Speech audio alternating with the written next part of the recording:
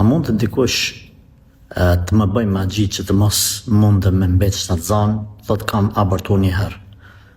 Është e mundur kjo gjë, ashtu e lexojmë nëpër libra edhe nga praktika është e vërtetuar, por unë jap një këshill për ty, motra dhe gjithë ato gra që dëgjojnë, jo çdo dështim në jetë, jo çdo problem që na ndodh, çdo abort ose mos mbetje shtatzan detyrimisht me lidh me magji. Kujdes. Kjo është gabim. Kjo është gabim. Nuk duhet të gjithmonë të rrim me vezvese, me gajle se më kanë bë magji. Ta marrim sebepet mjekësore, sebepet fetare, pastaj ta lëmë çështën në dorën e Allahut xhelle xhanu. Ne jemi kundër vezveseve, kundër lidhjes së çdo dështimi në jetë patjetër me magji.